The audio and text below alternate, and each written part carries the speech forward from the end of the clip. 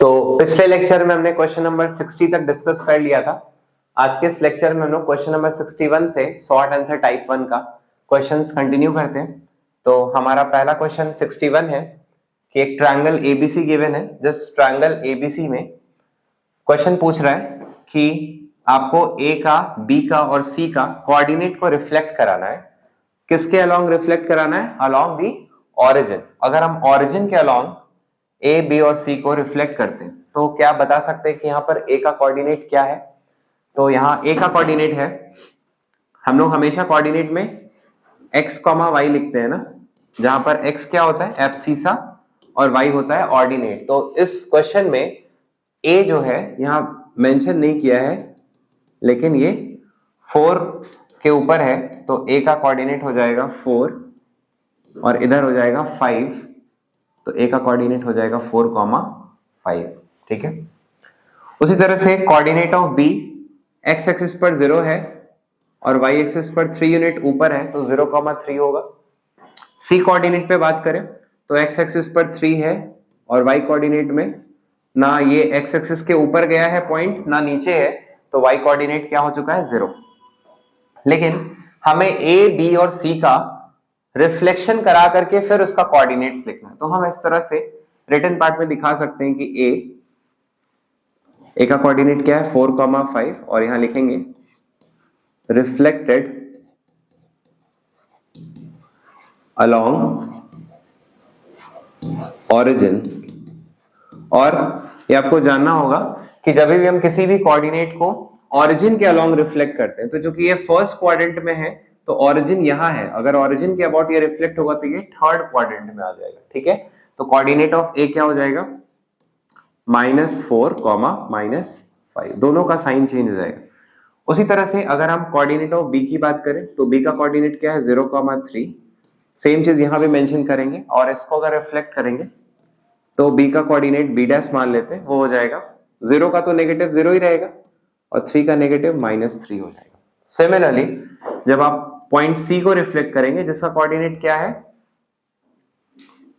3, 0 और यहां भी हम लोग मेंशन करेंगे व्हेन रिफ्लेक्टेड अलोंग ओरिजिन, तो जब ये ओरिजिन के अलोंग रिफ्लेक्ट होगा तो 3 का साइन -3 और 0, 0 ही रह जाएगा। तो ये रहा ए, बी और सी का कोऑर्डिनेट जब हम लोग उसको किसके अलोंग रिफ्लेक्ट कर रहे हैं? When it is reflected along the origin.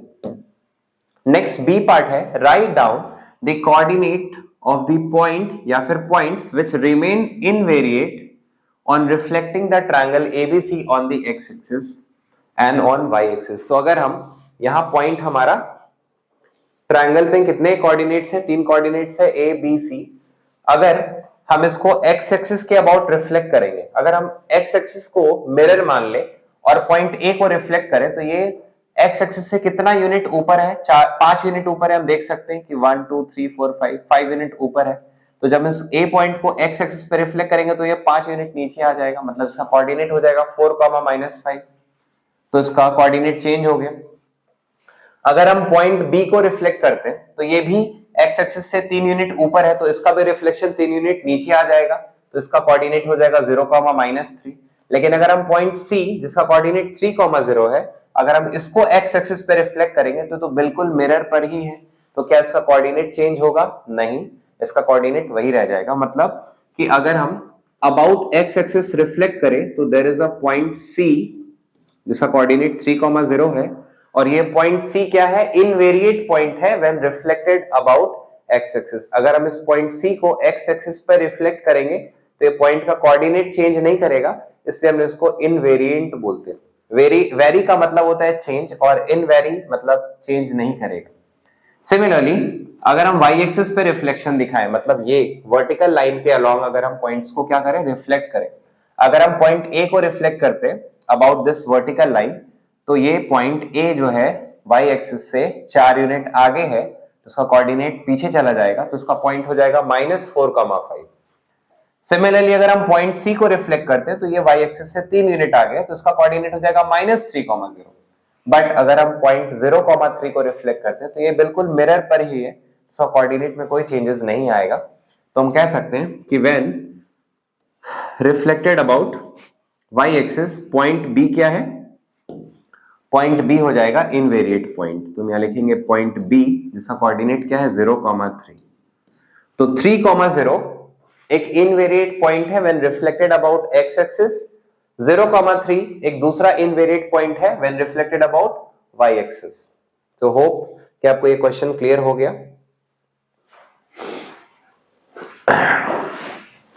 अब हमारा नेक्स्ट क्वेश्चन है जहां पर determine the ratio, question number 62 है, जो कह रहा है determine the ratio in which the line y equals to 2 + 3x divides the line segment AB joining the point A and B। मतलब हमारे पास इस क्वेश्चन में एक लाइन है AB, मतलब A का कोऑर्डिनेट गिवन है -3,9 और दूसरा पॉइंट B है जिसका कोऑर्डिनेट गिवन है 4,2।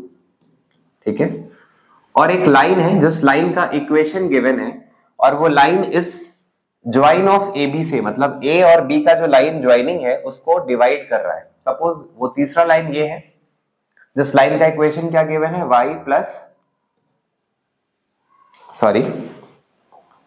इक्वेशन गिवन है y is equals to 2 + 3x और क्वेश्चन में पूछता है कि ये जो लाइन है वो इस पॉइंट ए बी को किस रेशियो में डिवाइड किया है। तो क्या हम मान सकते कि ये जो पॉइंट लाइन के ज्वाइन है ए बी का ज्वाइन है इसको m/n रेशियो में डिवाइड किया है। जैसे मान सकते हैं ना कि ये पॉइंट, ये लेंथ 5 है, ये लेंथ 10 है, तो उसका रेशियो क्या हो गया 1:2 हो गया। ठीक है, उसी तरह से यहां पर क्या रेशियो में डिवाइड किया है उसके लिए हमने मान लिया कि रेशियो जो है वो m/n है। एक बार के लिए हम एज्यूम कर लेते हैं कि लाइन ए बी के ज्वाइन को ये लाइन m/n रेशियो में डिवाइड किया। अगर ऐसा किया है तो किसी ना किसी पॉइंट से तो पास किया होगा ज्वाइनिंग ए बी, तो उस पॉइंट P का कोऑर्डिनेट क्या आएगा। तो अगर हमको कोऑर्डिनेट ऑफ P निकालना है, कोऑर्डिनेट ऑफ पॉइंट P को पहले फाइंड करते हैं। तो अगर हमको पॉइंट P को फाइंड करना है तो लेट अस अज्यूम कि उसका कोऑर्डिनेट x, y है। तो फॉर्मूला हम पढ़ेंगे, this is called section formula, mx2 m into 4। ठीक है, तो 4m प्लस nx1, तो n into x1 तो -3 है, तो n -3 by m plus n,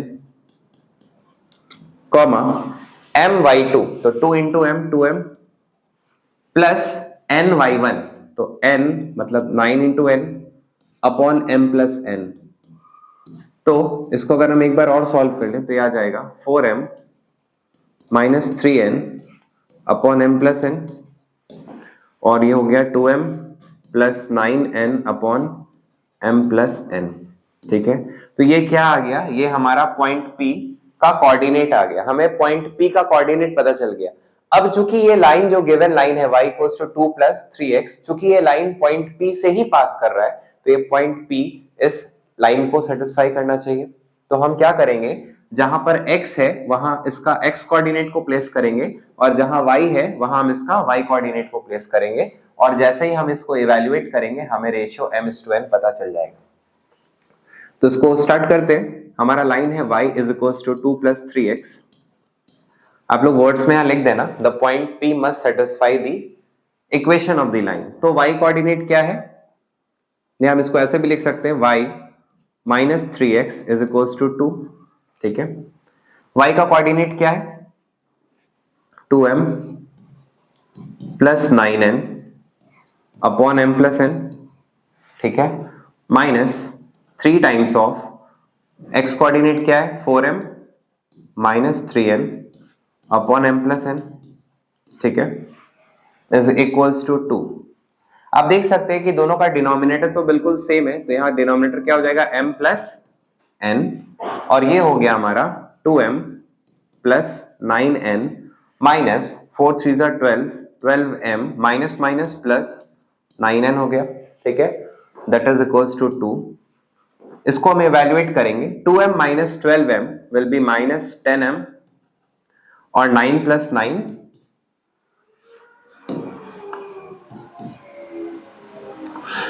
18n हो जाएगा, और ये 2 से मल्टीप्लाई करेंगे तो 2m प्लस 2n हो जाएगा।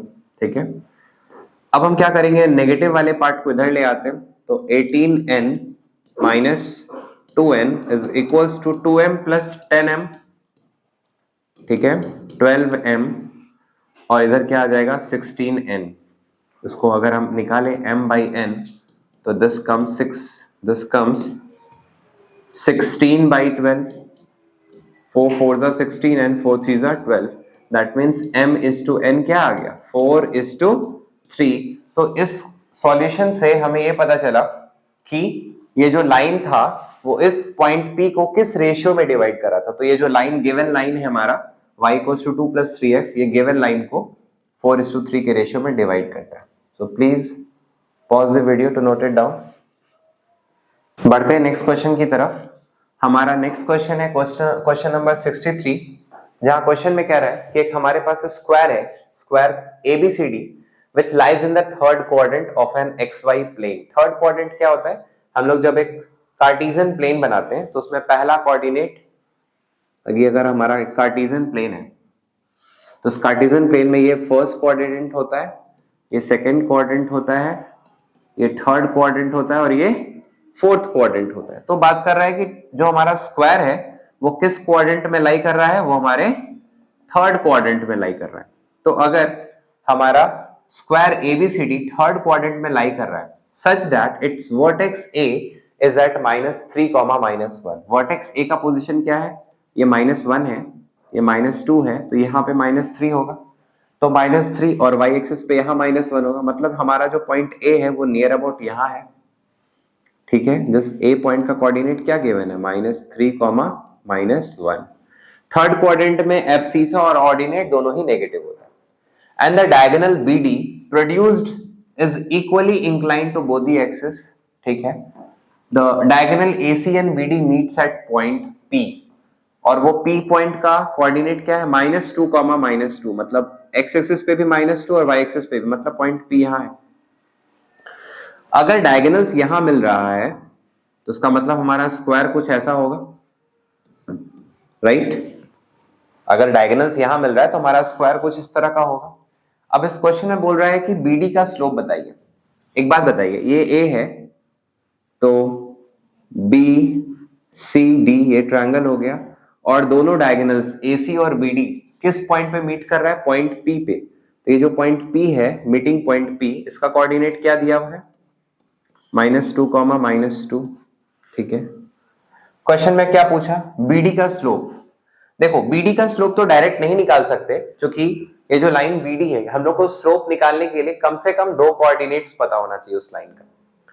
लेकिन हम एक रिलेशन जानते हैं कि अगर हम AC का स्लोप निकाल लें तो BD जो है वो AC पर क्या होता है, परपेंडिकुलर है, क्योंकि स्क्वायर में या रोम्बस में डायगोनल्स एक दूसरे पर 90 डिग्री पर मीट करता है, ठीक है। हम लोग एक प्रॉपर्टी पढ़े थे 9th क्लास क्वाड्रिलेटरल्स में, that the diagonals of a square meet at right angle, या फिर diagonals of a rhombus meet at right angle. तो मतलब जो डायगोनल जो हमारा BD है वो डायगोनल AC पर परपेंडिकुलर है। तो पहले हम कोशिश करते हैं कि स्लोप ऑफ AC फाइंड करने का, ठीक है। तो यहां लिखेंगे स्लोप ऑफ AC। अगर आपको स्लोप ऑफ AC निकालना है तो वो बिल्कुल सेम होगा स्लोप ऑफ AP के, क्योंकि AP को ही प्रोड्यूस करने पर AC आ रहा है, तो that is equals to slope of AP। हम AP का क्यों स्लोप निकाल रहे हैं, क्योंकि हमें C का कोऑर्डिनेट नहीं पता है। फॉर्मूला क्या होता है, y2 minus y1 upon x2 minus x1। मान लेते हैं हमने P पॉइंट को x2 y2 मान लिया और A पॉइंट को x1 y1 मान लिया, तो y2 क्या हो जाएगा, -2 -1 upon x2 that is -2 -3। Solve करने पर आता है -2 + 1 upon 3 - 2 that is 1, result comes -1। तो हमें किसका स्लोप पता चल गया, हमें AC का स्लोप पता चल गया। अब हम लिखेंगे slope of AC multiplied by slope of BD। दो लाइंस है ना हमारे पास, और इन दोनों के स्लोप का प्रोडक्ट क्या आएगा, AC और BD परपेंडिकुलर है, तो जब दो लाइंस परपेंडिकुलर होता है तो उनके स्लोप का प्रोडक्ट क्या आता है, -1। तो अगर आपको निकालना है स्लोप ऑफ BD, अगर हमें क्या निकालना है BD का स्लोप, तो -1 को AC के स्लोप से डिवाइड कर देंगे, तो AC का स्लोप भी तो -1 ही है, तो -1 कट के क्या आ गया, स्लोप ऑफ BD 1। हमें BD का स्लोप पता चल गया। ठीक है, अब इस क्वेश्चन में कह रहा है AC का इक्वेशन क्या होगा। किसी भी लाइन का इक्वेशन निकालने के लिए हमें अलग अलग कंडीशन है, तो यहां पर अगर हमें AC का स्लोप पता है तो पॉइंट स्लोप फॉर्म से निकाल सकते हैं, तो हम लिखेंगे equation of AC। Point slope form क्या कहता है, y minus y1 is equals to m x minus x1, जहां पर y कौन वेरिएबल है और y1 क्या है, एनी पॉइंट ऑन AC। तो AC पर हम मान लेते हैं कि पॉइंट A को कंसिडर कर रहे हैं, तो AC में अगर पॉइंट A की बात करें तो उसमें y क्या है, -1 है। स्लोप क्या था AC का, -1। x माइनस x1 क्या है, -3। इसको हम लोग इवेल्युएट करेंगे तो आएगा y plus 1 is equals to -1 times of x plus 3। और सॉल्व करते हैं, y plus 1 is equals to -x minus 3, x plus y is equals to -3 -1 that is x plus y, ये क्या आ जाएगा -4, और ये इधर चला गया तो +4, x plus y plus 4 is equals to 0। So this is the right equation. So please pause the video to note the content. हमारा नेक्स्ट क्वेश्चन है क्वेश्चन नंबर 64, जहां एक ABCD रेक्टेंगल गिवन है। आप देख सकते हैं कि यहाँ पर एक रेक्टेंगल है ABCD, एक रेक्टेंगल फॉर्म किया हुआ, और वह साइड BC, ये एक BC एक साइड है, ठीक है, is twice the side AB। ऐसा मेंशन किया हुआ है कि AB का डबल है BC। तो अगर हम लिखें कि let AB is equals to, या लेट AB बी x, तो फिर क्या हो जाएगा लेंथ ऑफ BC, तो BC हो जाएगा, डबल है तो 2x। ओके, अच्छा हम ये भी जानते हैं कि जब एक रेक्टेंगल है तो रेक्टेंगल में वर्टेक्स पर कितना डिग्री फॉर्म होता है, 90 डिग्री, जहां पर BC हमें पता है 2x हो गया, और अगर हम AB को x माने और BC को क्या मान लें, 2x, तो यहां पर हम पाइथागोरस थ्योरम लगा सकते हैं, और जब इसमें पाइथागोरस थ्योरम लगेगा तो फिर हम लोग AC भी फाइंड कर सकते हैं। तो लिखेंगे in triangle ABC right angle at B। अगर हम B पे राइट एंगल कंसिडर करें, कंसिडर क्या है, रेक्टेंगल है तो B पर राइट एंगल ही है, तो पाइथागोरस थ्योरम लगेगा, तो हाइपोटेनस का square that is AC square is equals to AB square plus BC square. ठीक है, AC है, AB कितना गिवन है x, तो x स्क्वायर, और BC कितना गिवन है 2x, तो 2x का whole square is equals to AC square. क्या हो जाएगा, x square plus 4x square gives 5x square. ठीक है, तो AC का वैल्यू आ जाता है रूट लगाने पर √5x। ठीक है, तो क्या हमें AC पता चल गया in terms of x, yes, AC का वैल्यू हो गया √5x। इसका यूज होगा जब हम एरिया को फाइंड करेंगे। अब हमारे पास क्वेश्चन कह रहा है कि ट्रायंगल क्या है, ACQ। तो ACQ कैसा ट्रायंगल है, ये वाला है ना, ACQ कुछ ऐसा ट्रायंगल फॉर्म्ड है, AC और Q, और दूसरा ट्रायंगल है BAP, BAP।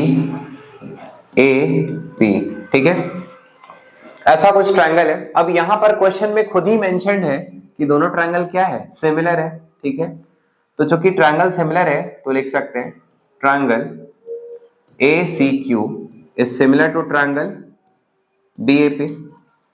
हमने पढ़ा है कि जब भी दो ट्रायंगल सिमिलर होगा हम उसके कॉरेस्पॉन्डिंग साइड्स का रेशियो निकाल सकते हैं। तो ट्रायंगल ऑब्वियसली सिमिलर लिखा है और सीक्वेंस में ही लिखा होगा, तो उसका कॉरेस्पॉन्डिंग साइड क्या हो जाएगा, AC upon AB, which is equals to CQ upon AP, which is equals to AQ upon BP। ठीक है, और हमें क्या फाइंड करना है, हमें फाइंड करना है BAP और ACQ का एरिया का रेशियो। तो हमने ये भी पढ़ा है कि ratio of areas is equals to the square of their ratio of their corresponding sides, उनके करस्पॉन्डिंग साइड्स के स्क्वायर का रेशियो। तो बस ये ध्यान रखो कि पहले कौन सा ट्रायंगल है, बीएपी पहले है, जबकि हमने यहां बाद में लिख रखा है, तो हम रेशियो को पलट देंगे। अब आप देखो कि आपको कौन सा रेशियो पता है, क्या आपको एसी पता है? फिगर में देखते हैं। जस्ट हमने अभी जस्ट एसी फाइंड किया था। क्या आपको एबी का लेंथ पता है? यस, एबी को हमने एक्स कंसीडर किया था, तो हम दोनों का length in terms of x तो जान रहे हैं, तो हम उसी से काम कर लेते हैं। तो लिखेंगे area of triangle BAP upon area of triangle ACQ। अब इन दोनों ट्रायंगल के एरिया का जो रेशियो होगा that will be square of the ratio of their corresponding side. तो AB है करस्पॉन्डिंग टू BAP ट्रायंगल और AC है करस्पॉन्डिंग टू ACQ ट्रायंगल, और इनके स्क्वायर का रेशियो। तो क्या आप AB का वैल्यू जान रहे हैं? AB को हमने x माना था और AC क्या आया था? √5x। तो इसका हम स्क्वायर कर देंगे, जहां x और x कैंसिल हो जाता है और ऊपर आता है 1 और नीचे √5 का स्क्वायर क्या होता है? 5। तो अल्टीमेटली हमने फाइंड कर लिया कि इनके एरिया का रेशियो क्या होगा। So please pause the video to note the content.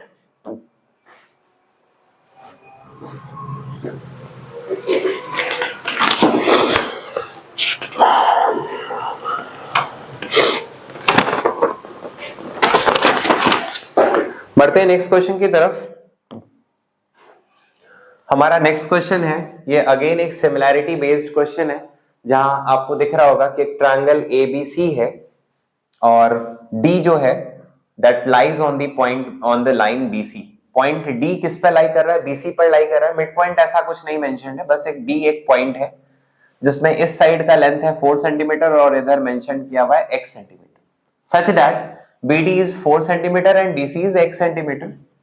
Question में मेंशन है कि BAD मार्क भी कर दिया है कि ये वाला जो लेंथ है एंगल है और ये जो आर्क है या एंगल है, दोनों का मेजर सेम है, ठीक है। AB का प्रॉपर लेंथ दे रखा है 8 सेंटीमीटर और आपको ये प्रूफ करना है कि जो दो गिवन ट्रायंगल है ABD मतलब इधर वाला ट्रायंगल और CBA मतलब ये पूरा ट्रायंगल सिमिलर है।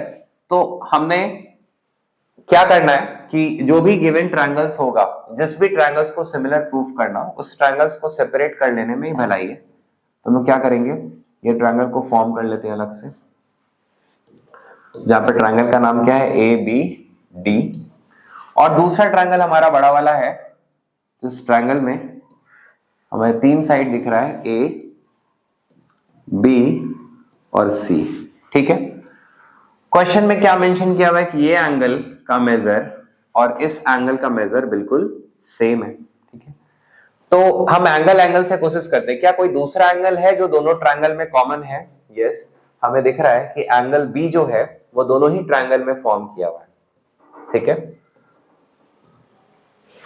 ये डबल वाला एंगल डबल लाइन मार्क्ड है, ये इसके इक्वल है और सिंगल वाला सिंगल के इक्वल है। तो कहीं ना कहीं हम ये दिखा दिए कि एंगल से हमारा दोनों ट्रायंगल क्या है, सिमिलर है। तो हम इसको प्रॉपर मेंशन करेंगे। ट्रायंगल जिसको सिमिलर करना होता है उसका नाम यहाँ गिवन है, तो हम लिखेंगे in triangle ABD and triangle CBA, ठीक है। आप प्रॉपर यहाँ स्टेटमेंट और इस साइड रीजन लिख सकते हो। अब इस ट्रायंगल में ABD हमारा ये ट्रायंगल है जिसमें क्या लिख सकते हैं कि एंगल A या फिर एंगल BAD, ठीक है। तो angle BAD is equal to angle C। इसका रीजन क्या हो जाएगा? गिवन, ये पहले से गिवन है।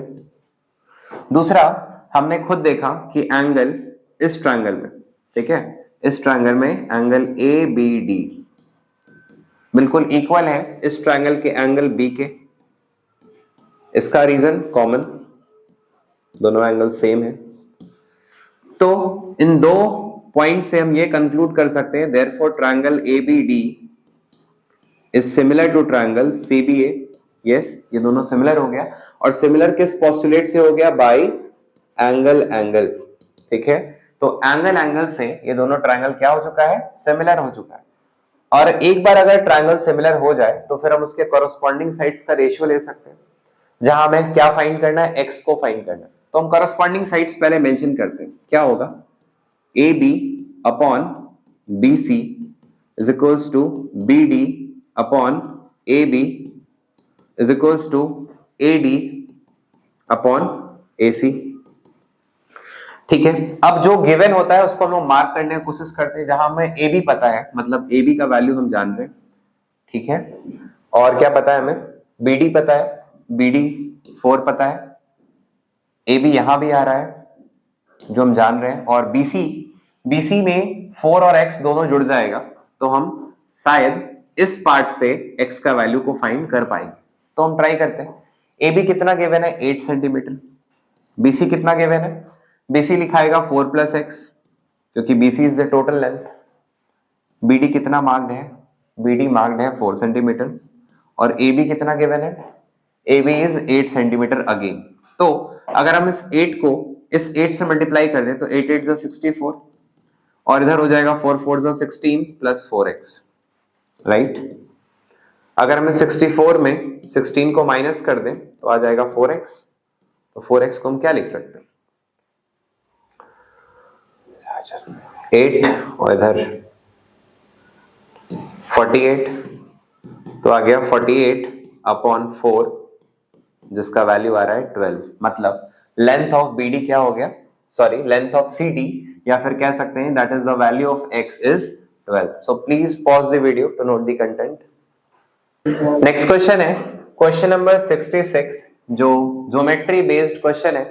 क्वेश्चन कह रहा है कि एक सर्वे ऑफ इंडिया मैप है G4 3S7, ये आप लोग टोपोग्राफी में पढ़े होंगे, which is prepared on a scale of 2 centimetre to 1 kilometre. मतलब ये स्केल फैक्टर दिया रहता है, जहां पर ग्राउंड पर अगर एक्चुअली में ग्राउंड पर 1 किलोमीटर का डिस्टेंस होगा तो उसको मैप पे हम 2 सेंटीमीटर एक्सप्रेस करेंगे।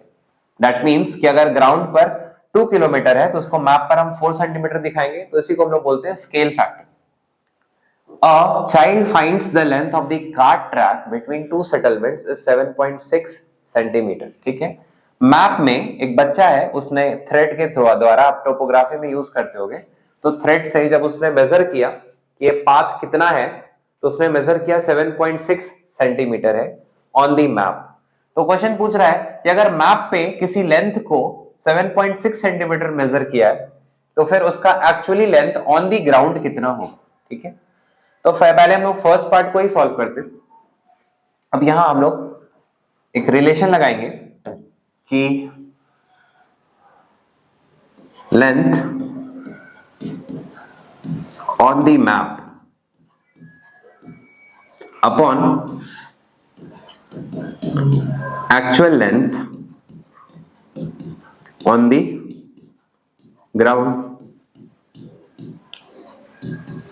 लेंथ ऑन द मैप है 2 सेंटीमीटर, राइट, और actual length on the ground है 1 किलोमीटर। अगर हम लोग चाहें तो यहां पर क्या होगा, length on the map 7.6 centimetre है, और actual length on the ground है x, मान लेते हैं x।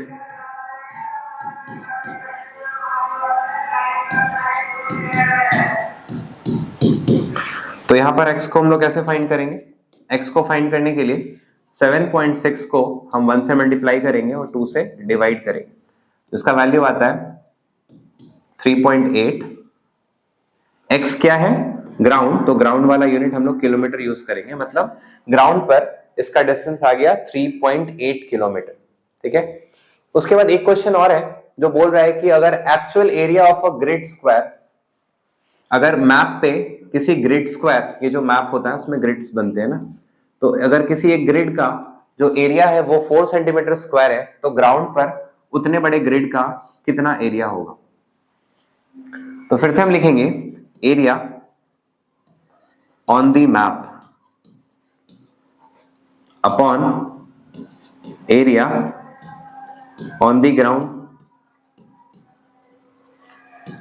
यहां पर क्या है, स्केल फैक्टर तो वही है 2 सेंटीमीटर बाई 1 किलोमीटर। क्योंकि एरिया है तो डायमेंशन यहां मल्टीप्लाई हो जाता है, लेंथ इंटू लेंथ हो जाता है, या लेंथ इंटू ब्रेथ हो जाता है, तो यूनिट का पावर 2 हो जाता है। इसलिए हम यहां पर k स्क्वायर लिखेंगे। k क्या है, scale factor, that is 2 centimetre upon 1 kilometre का हमको एरिया है ना, तो स्क्वायर लगाना होगा। अगर यहीं पर वॉल्यूम होता तो फिर मैप्स एंड मॉडल्स पढ़ते हैं, उसमें वॉल्यूम भी आता है, तो वॉल्यूम होता तो यहां पर हम लोग क्यूब लगाते। तो एरिया ऑन दी मैप कितना गिवन है, 4 सेंटीमीटर स्क्वायर। तो हम लिखेंगे नीचे area on the ground equals to 2 2 4 centimetre square upon 1 kilometre square. Okay, तो सेंटीमीटर स्क्वायर तो कैंसिल हो जाएगा, तो क्या आ जाएगा, एरिया ऑन द ग्राउंड हो जाएगा 4 into 1 upon 4 kilometre square, this comes out 1 kilometre square. जैसे उस क्वेश्चन में, इस वाले में हमने x मान लिया था, आप चाहो तो आप इसमें भी यहाँ y मान करके लिख सकते थे। एक क्वेश्चन में जब 2 बार वेरिएबल को एज्यूम करना हो तो फिर वहां पर हम सेम वेरिएबल इस्तेमाल नहीं करते, दोनों जगह x नहीं रखेंगे, एक जगह x तो एक जगह y। So please pause the video to note it down.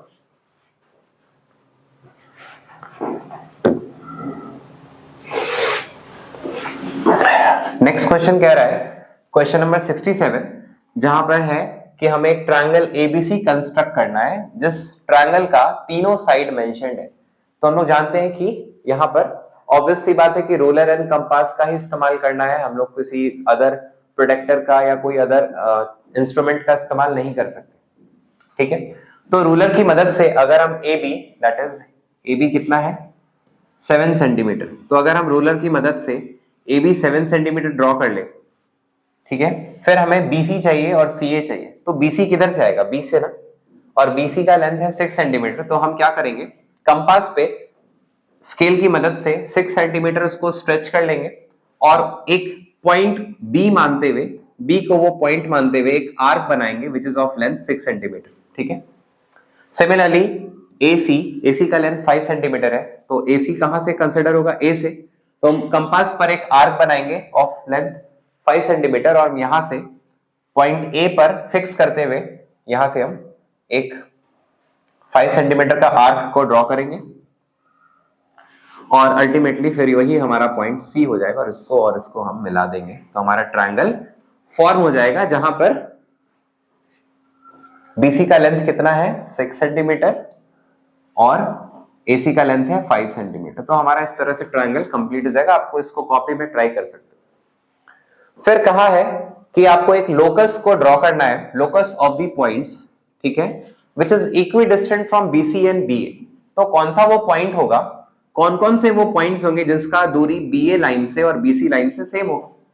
हमको लग रहा है यहां एक पॉइंट होगा, फिर यहां भी एक पॉइंट होगा, यहां भी एक पॉइंट होगा, यहां पर जितने भी पॉइंट्स होंगे उनका AB से दूरी और BC से दूरी इक्वल होगा।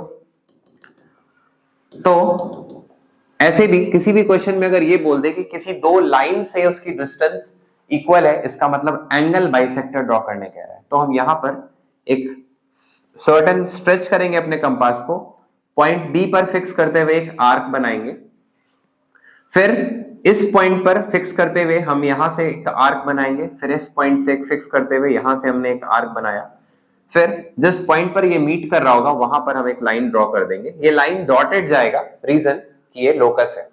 ठीक है, लोकस हमेशा डॉटेड लाइन होता है। तो हम यहां से एक लाइन ड्रॉ करेंगे and this line represents the locus of the points which is equidistant from BC and BA। Okay, इसका एक और पार्ट है जो कहता है कि वो सारे पॉइंट्स को आप प्लॉट करिए जिसका A पॉइंट से और B पॉइंट से दूरी इक्वल है। तो जब भी पॉइंट से दूरी इक्वल करना हो तो हम लोग साइड बाइसेक्टर ड्रॉ करते हैं। तो हम क्या करेंगे, अपने कंपास को AB के लेंथ से इसके हाफ से ज्यादा स्ट्रेच करेंगे। मतलब अगर AB 10 सेंटीमीटर है तो उसका हाफ हो गया 5 सेंटीमीटर। तो हम कंपास को 6 7 समथिंग स्ट्रेच करेंगे और एक बार A पर फिक्स करते हुए एक कट हम ऊपर की तरफ करेंगे और नीचे की तरफ कट करेंगे, और एक बार B पे फिक्स करते हुए एक बार ऊपर की तरफ कट और नीचे की तरफ कट करेंगे। और इन दोनों पॉइंट्स को जब हम मिला देंगे, ये प्रॉपर मिलना नहीं, जब इन दोनों पॉइंट्स को मिला देंगे तो ये जहां से भी ये लाइन पास कर रहा है, इन लाइंस पर, इस लाइन पर जितने भी पॉइंट्स होंगे वो सारे पॉइंट्स का दूरी A से और B से इक्वल होगा। तो that will be the another locus. ठीक है, अब हमारा B पार्ट पूछ रहा है कि वो पॉइंट P को मार्क करना है जहां पर ये फर्स्ट वाला लोकस और सेकंड वाला लोकस मीट किया है। तो दिस इज पॉइंट पी जहां दोनों लोकस मीट करेगा। और क्वेश्चन में ये भी कहा है कि measure and write the length of P A. तो आपको क्या करना है, इस ए का पी से डिस्टेंस मेजर करना है। आप चाहो तो स्केल से मिला भी सकते हो दोनों पॉइंट्स को, और फिर स्केल रख के आप प्रॉपर दोनों के बीच के डिस्टेंस को मेजर करेंगे और मेजर करके आप यहाँ पर खुद से लिखेंगे। तो ये वर्क हम आप पे छोड़ दे रहे हैं क्योंकि ये बोर्ड पर बनाना कंपास कंस्ट्रक्शन पॉसिबल नहीं था। ठीक है, तो hope you are understanding. Please pause the video to note the content. Next question हमारा क्वेश्चन नंबर 68, जहां पर एक सर्कल है विद सेंटर ओ। एबीसीडी के बारे में बताया कि एबीसीडी क्या है, एक क्वाड्रिलैटरल है जो जिसके अंदर हमारा जो सर्कल है वो क्या है, इंस्क्राइब्ड है। वह साइड्स ए बी ये है, बी सी ये रहा, सी डी और D a touch the circle eight point ई। ठीक है, कोई एफ पे कर रहा है, कोई जी पे कर रहा है, कोई एच पे कर रहा है। अच्छा, ए बी का मेजर गिवन है, बी सी का भी मेजर गिवन है, एडी का भी मेजर गिवन है और आपको सीडी का लेंथ निकालना है। ठीक है, तो ये कौन से चैप्टर से मैच करेगा, मतलब इसमें टैंजेंट्स का कॉन्सेप्ट है कि जब भी किसी भी सर्कल पे, मान लेते हैं कि हमारे पास एक सर्कल है, हमारे पास अगर एक सर्कल है और ये एक्सटीरियर पॉइंट है, तो एक्सटीरियर पॉइंट से जब भी हम सर्कल पर दो टैंजेंट्स ड्रॉ कर सकते हैं और ये दोनों टैंजेंट्स का लेंथ जो होता है वो बिल्कुल बराबर होता है। तो इस कॉन्सेप्ट पर ये क्वेश्चन बन जाएगा कि अगर हम एक एक्सटीरियर पॉइंट से सर्कल पर दो टैंजेंट्स ड्रॉ करते हैं तो दोनों टैंजेंट्स का लेंथ क्या होता है, बिल्कुल सेम होता है। तो आपको फाइंड करना है CD। तो हम ऐसा करते हैं, माना कि CD में जो CG है उसका लेंथ x है और ये जो DG है उसका लेंथ y है। ठीक है, तो हम लिखते हैं कि late CG be x and DG be y। अगर CG का लेंथ x है तो कहीं ना कहीं CF भी x होगा, क्योंकि एक्सटीरियर पॉइंट से जो हमने दो टैंजेंट्स ड्रॉ किया दोनों का लेंथ सेम होगा, राइट। अगर ये DG y है तो फिर DH भी y होना चाहिए, क्योंकि हमने एक्सटीरियर पॉइंट से दो टैंजेंट्स ड्रॉ किया, so length of both the tangents will be equal, right. अब ये देखो कि आप पूरे BC का लेंथ क्या गिवन है, 18 है। अगर पूरे BC का लेंथ 18 है जिसमें CF हमने x मान लिया, तो BF क्या हो जाएगा, 18 माइनस x। ये क्या हो जाएगा, 18 minus x। Very clear. Similarly हमारा AD का लेंथ कितना गिवन है, 24, जिसमें से ये पार्ट हमारा y है, तो बचा हुआ पार्ट क्या हो जाएगा, 24 माइनस y, राइट। और थ्योरम के हिसाब से अगर BF का लेंथ 18 माइनस x है तो BE का लेंथ भी कितना हो जाएगा, 18 माइनस x। सिमिलरली अगर AH का लेंथ 24 माइनस y है तो AE का भी लेंथ कितना हो जाएगा, 24 माइनस y। ठीक है, अब आप ये देखो कि हमें AB का लेंथ पता है ना, AB का लेंथ कितना गिवन था, 15 सेंटीमीटर। तो अगर हम यहां से देखें तो AB को हम क्या लिख सकते हैं, AB को लिख सकते हैं AE प्लस BE, जहां पर AE क्या है, AE मेंशन है 24 माइनस y प्लस BE क्या है, 18 माइनस x। ठीक है, और ये पूरा AB का लेंथ हमें पता है 15 है, उसको अगर हम सॉल्व करते हैं तो क्या आएगा, ये x और y को उधर भेज देते तो हो जाएगा x plus y is equals to 24 plus 18 minus 15, तो हो जाएगा 24, और 18 में से 15 माइनस हो गया तो 3, तो ये आ गया x प्लस y का लेंथ 27, जहां पर x और y को जोड़ने पर आ रहा है क्या, CD।